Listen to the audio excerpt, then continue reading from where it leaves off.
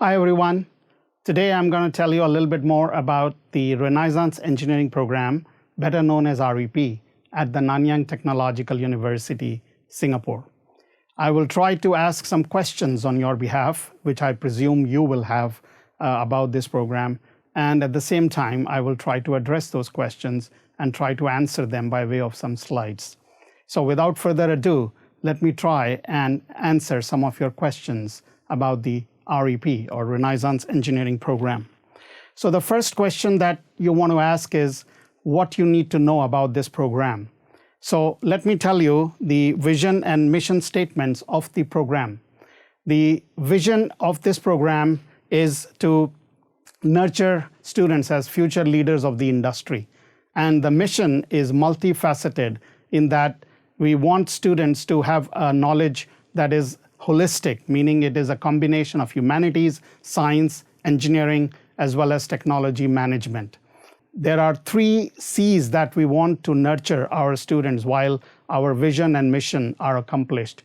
That is character, competence, and cognitive agility. By cognitive agility, we mean the ability of an individual to move easily back and forth between openness and discussion and focus. So with these 3 C's that we want to nurture you with, let's look at the program educational objectives. So there are 3 program educational objectives. The first one is to implement, for you to implement the solutions which are innovative in nature so that you can create some impact on the society.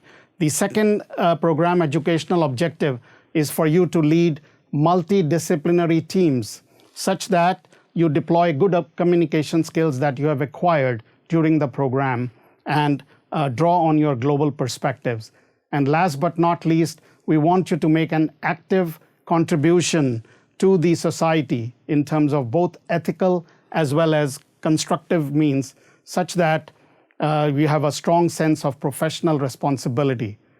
So those are the 3 program educational objectives. And the program was first launched in the year 2011, and we have already had 8 batches of students that have graduated from the program. And some of them are now working as the leaders of the industry. So we believe that some of these program educational objectives have already been realized through the last 8 batches of our graduates. Let's also look at the main features or unique features of the Renaissance Engineering Program. So you can see on this slide some of the main features which help students to consider this program for their university studies. We have a team-based learning pedagogy, which means that you will be given your material, which you have to access before you come to the classroom. And then in the classroom, there will be experiential learning where you learn in groups of 5. And you learn from each other, you learn from the other groups, and of course there will be an instructor who will help to align all your questions and answers in a way that everything is crystal clear. We have individual readiness assessment test, we have team readiness assessment test, and we also have application exercises through the team-based learning pedagogy. Whether or not you have been used to this pedagogy in your high school, A-levels, or IB, or Polytechnic, it does not matter, because we will take you through, we will prepare you, we will go through all the details when you join us. We also have a broad-based interdisciplinary education set out for you in the REP. And of course, one of the main features of the REP is that you go overseas for 1 full year. The normal student in the university usually goes on exchange for 1 semester, but REP students go overseas for 1 full year at one of our 5 partner universities, which I will tell you a little bit more about later. Then we also have professional attachment, or internship as students tend to call it, which is for about 10 to 12 weeks. And usually you do it in your year 3 overseas, either in Europe or in North America or in Singapore. We also have leadership and entrepreneurship development. So we take you through some courses, structured courses on leadership development in this particular program. And then this program, the redeeming feature is that you are being taught by top-notch faculty who are drawn from the 6 engineering schools, some of the schools under the Humanities, Arts, and Social Sciences cluster, professors from the Nanyang Business School, as well as from the College of Science. And then you have residential experience and student life. So we don't believe that students should only be good at studies. We also want you to play hard in addition to studying hard. So that's another aspect of REP that actually the students find very, very interesting. And last but not least, it is one of the premier scholars program at NTU. There are 4 premier scholars programs, the other 3 being the CN Young Scholars Program, the University Scholars Program, and the Teaching Scholars Program. Now, you should know that this is a co-terminal dual degree program, which you complete the entire program in 4.5 years. It comprises 2 degrees for the price of 1, if I may. The first degree is a Bachelor of Engineering Science with a specialization in 1 of 10 engineering fields. And the second degree is a Master of Science in Technology Management. You cannot exit the program after completing your Bachelor of Engineering Science modules. You must complete the requirements for both the degrees in order to graduate from the Renaissance Engineering program. The good thing that you also need to know is that the Bachelor of Engineering Science degree is accredited by the Institution of Engineers Singapore, which is a signatory of the Washington Accord. What this means for you is that your Bachelor of Engineering Science degree is recognized worldwide, especially in those countries that are signatories of the Washington Accord. Let me now tell you about the 10 engineering specializations that you can undertake when you are doing your Bachelor of Engineering Science degree. In other words, each student can choose one of the 10 engineering specializations starting from year 2. That's one of the other good things about the REP. You don't have to declare your engineering specialization when you join the program at the beginning of year 1. You only declare the specialization at the end of the year 1 after you have gone through some foundation courses so that you know a little bit more about these 10 engineering specializations. The 10 engineering specializations are listed here on this slide in alphabetical order, starting from aerospace engineering to bioengineering to chemical and biomolecular engineering, civil engineering, computer science, electrical and electronic engineering, environmental engineering, materials engineering, and last but not least, mechanical engineering. We are trying to get other engineering specializations on board, but this might take some time, and we may or may not be ready for those who are joining us in 2023. So that's the first question that I have addressed so far. What is the program like? But what about the curriculum? You would like to know what the REP curriculum looks like because that's the main part of any engineering degree. So let me tell you a little bit about the overview of the REP curriculum. As you can see from this slide, in the first couple of years, you will be looking at core courses, which are mainly foundation courses in all the 10 engineering specializations that I just mentioned a short while ago.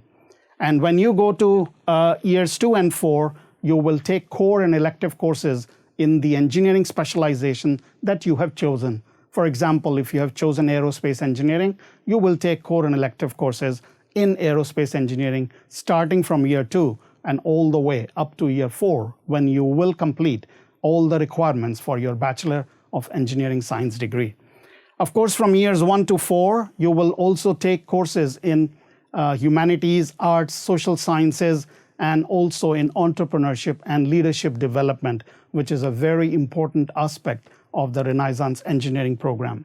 And there are interdisciplinary core courses, which the university has introduced in academic year 2021, which all students at the university, not just students in the Renaissance Engineering program, but all students at the university must take. So I'll tell you a little bit more about those interdisciplinary collaborative core courses in a bit. Going back here, when you have completed or almost about to complete your requirements for the Bachelor of Engineering Science, you will start taking your courses from the Master of Science in Technology Management in year 4, semester 1. And you will complete all the requirements for the Master of Science degree by year 5, semester 1. And then you graduate with both the degrees, that is Bachelor of Engineering Science as well as the Master of Science in technology management. And of course, throughout your curriculum, there are aspects of leadership development. You will take a module in leadership development in year 1. You will take an advanced leadership course in year 4. And when you are overseas in year 3, you're obviously interacting with faculty and staff and students, and therefore your educational and leadership journey is continuing. So as I mentioned in the previous slide, the university introduced the interdisciplinary core, collaborative core curriculum in August 2021. As part of that ICC, as we call it, interdisciplinary collaborative core, we have courses that aspect 2 major areas: humanities grand challenges and the VUCA world.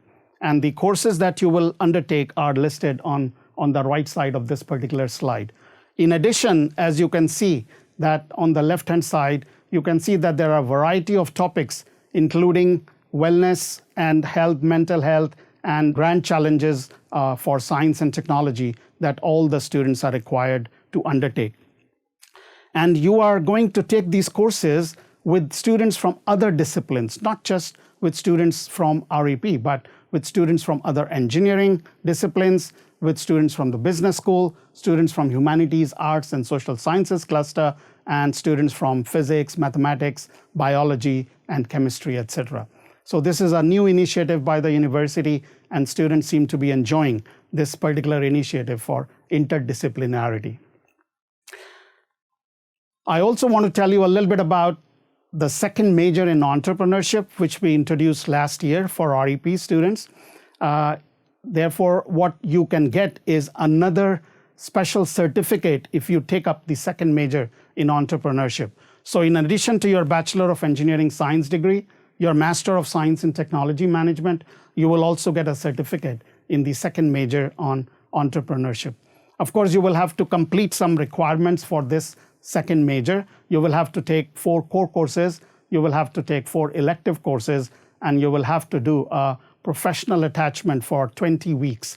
And some of it is, of course, overlapping with the professional attachment in your Bachelor of Engineering Science. So therefore, you may only be required to take part of the additional requirement for the internship rather than the whole 20 weeks. But you also need to do a final year project, which is sponsored by industry. So this is a new initiative which will help inculcate more entrepreneurship traits in the REP students. Already we have many entrepreneurs who have had their own startup companies since graduating from REP or even before they graduated from REP. We hope that this second major in entrepreneurship will interest more and more students to take the entrepreneurship route. So I have told you a little bit more about the curriculum of REP. So the next question that I want to address for you is, what can REP students expect in year 3 when you go overseas for 1 full year? So first things first, you can choose from one of 5 partner universities that REP has, namely the University of California, Berkeley, United States, the Imperial College London in the United Kingdom, and 3 Canadian universities in no particular order: the University of British Columbia, the University of Toronto, and the University of Waterloo. I must mention that students can choose one of these 5, and we do not guarantee that you will be able to go to your first choice university. Sometimes students want to go to a particular university which is very, very popular, but we have limits to the number of students that we can send to that particular university. So please take note of that. In addition, when you go overseas, you will also do your internship or professional attachment for 10 to 12 weeks, which I alluded to earlier, which you can do either in the United States or in Europe or even in Singapore. Now, when you are overseas and studying at one of these 5 partner universities, you will have to clear 27 credits.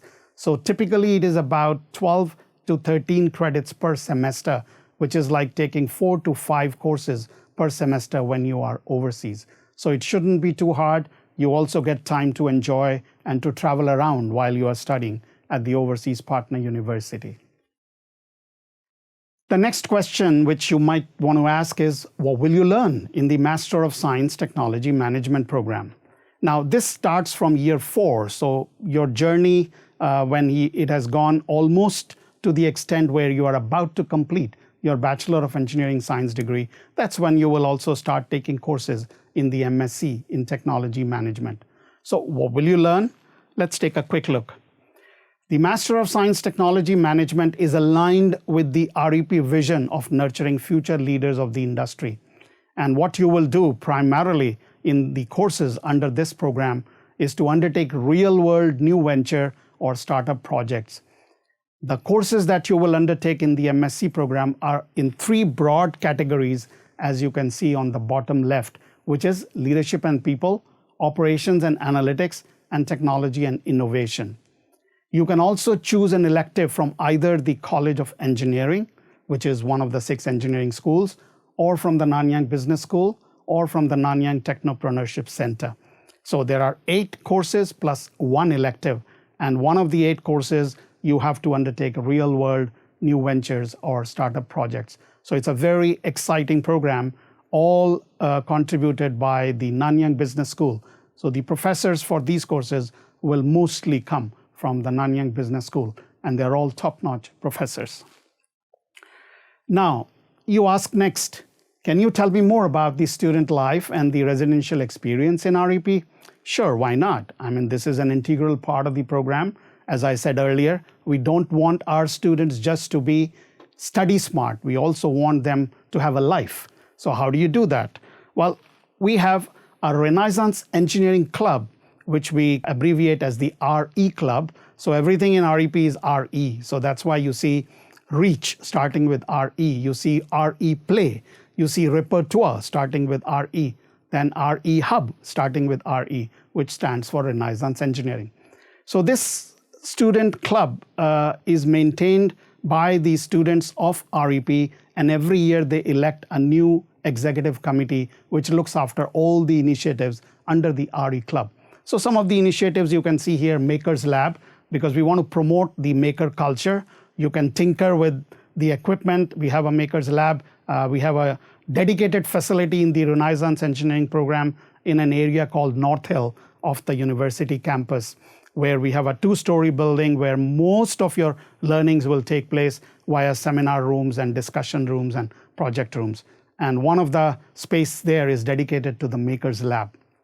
So we want you to tinker, we want you to break and make. So break before and make later. And that's a very important aspect of learning, because without breaking, one cannot make. You have to learn from your failures. Also, the RE Club has features like HEAL, the Humanitarian Engineers and Leaders, which is the overseas arm of service learning or service contributions. In the past, our students have gone to Myanmar, to Vietnam, and to Indonesia for this service learning project, which they help the underprivileged communities. For example, vertical farming, solar lamps, and so on. The local arm is called REACH.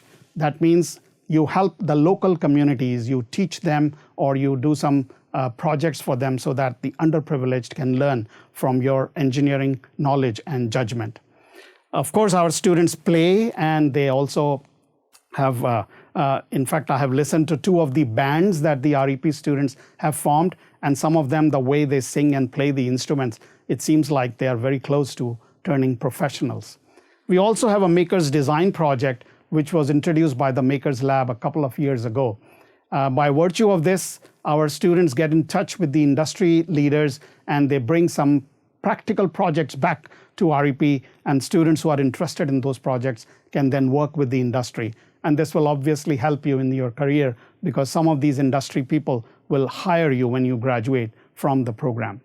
Our students also help in the transition and orientation program. That means when the new freshmen join the university, the senior students will take care of them by taking them through an orientation and transition program. Last but not least, we also have the RE Hub, which was started a few years ago, which is to inspire those who want to go the entrepreneurship way, and also to help those who are already entrepreneurs. So through this particular initiative, we have talks, we have workshops, we have fireside chats, and we invite venture capitalists and startup CEOs to come to our REP facility and to talk to our budding entrepreneurs. So this is the REP Makers Lab that I mentioned to you earlier. And some of these startups that have come out from REP students actually were made in the Makers Lab. So you can look at some of them. Jain Palash, who is from the 2017 cohort and who graduated about a year ago. He has started this company called Think, Design, Make. And then there is Philian Goel, who just graduated. Well, he hasn't actually convocated. He will only convocate in July, but he has finished all his requirements for the Master of Science and Bachelor of Engineering Science just a couple of weeks ago. So he started this company called Aura Hub.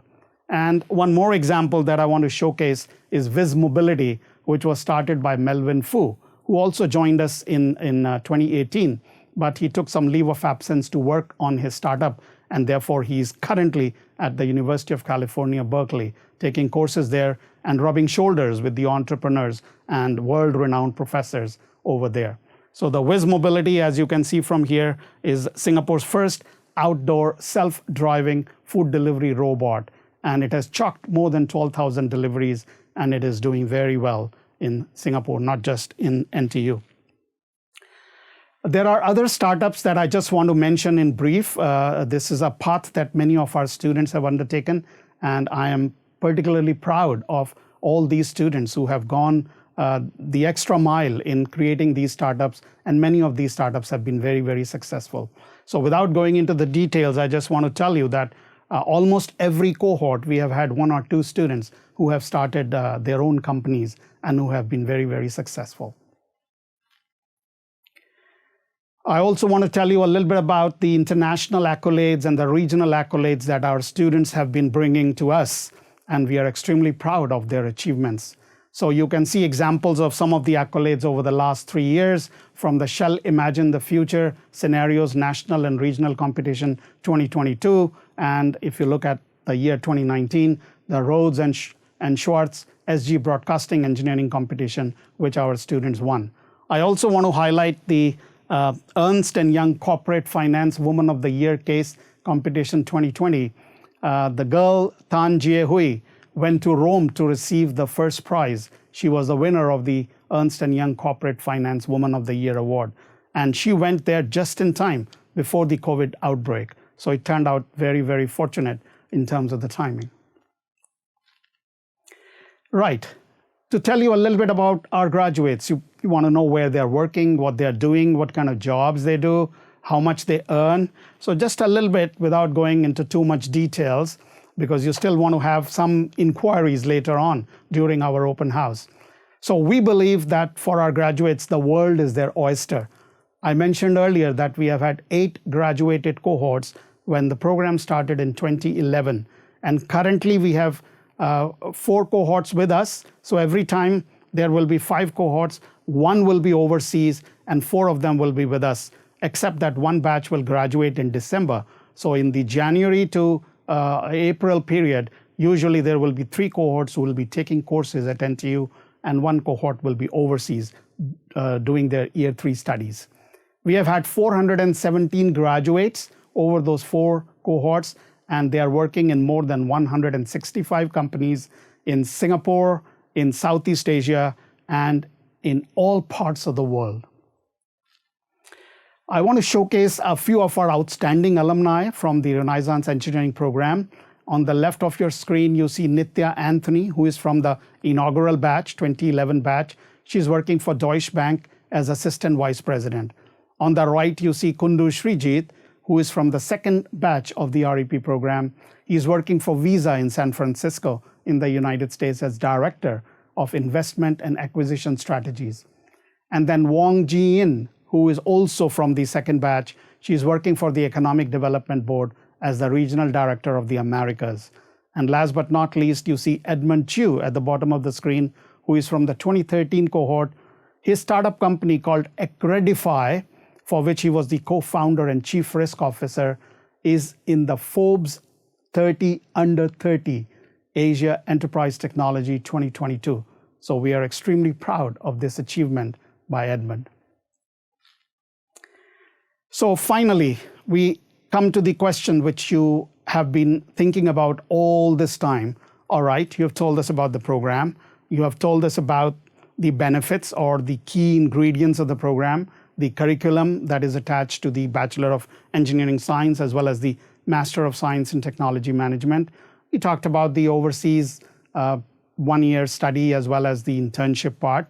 And now, how do I apply? That's the question that's foremost in your mind. So let me take you through the application process. Online application will open sometime in early 2023, and usually it opens after the A-level results are announced. For Polytechnic students, the application portal opens earlier because many of them will be graduating in the early part of 2023. So you can submit your online application by 19th March 2023. I think it is important to take note of that deadline, because anything submitted after midnight or after 23:59 hours on 19th March will not be considered. This is a very, very firm deadline. If you want to apply for scholarship, and most of our students do apply for scholarships, you need to also do that by the same deadline of 19th March. Please make sure that you include your CCA records, personal essay, and at least one referee's appraisal in your online scholarship application, which you must do at the same time as your admission application. Of course, once you have applied, we will shortlist some applicants, and they have to go through an interview process, which for REP is very, very special, and it is called multiple mini interviews, or MMIs. The only other school at NTU which does MMIs is the Lee Kong Chian School of Medicine. So we are actually working together with them so that we are aligned in terms of one of the top programs in engineering together with the top program in medicine. So in the interview, the shortlisted candidates will go through 6 stations, 4 of which are in terms of structured processes where you are tested in certain areas, like you will be tested for your creative thinking, you will be tested for your character, you will be tested for your ethical and moral reasoning, you will be tested for your leadership qualities. There's no right or wrong answers when you go to these 4 stations. It's just that we need to know how you think on your feet, how you think out of the box, how you react, how you articulate your thoughts to the professor who will ask you about a particular question or scenario that is given to you at the beginning of the session. Other than these 4 structured sessions, you will also have an interview with me, that is the director of the program. And also we have a team-based exercise where 4 to 5 of the applicants are bunched together, and they will be asked to design something or build something over a 20 to 30-minute period. And we observe how they interact, who takes the lead, who is not a leader, and we'll also invite our students and alumni to observe the team-based activity, and they will also give some marks for the students in the team-based activity. The final outcome will be known by early May usually, but if your interview is in March, you will probably hear from us within 2 to 3 weeks. Those whose interviews are in the latter part of the admission process, that is, if they come in April, then they will be informed of the outcome in May. But everybody will know about the outcome by about 10th of May, because you have a deadline by which you must accept a particular program, which is typically around the 20th of May.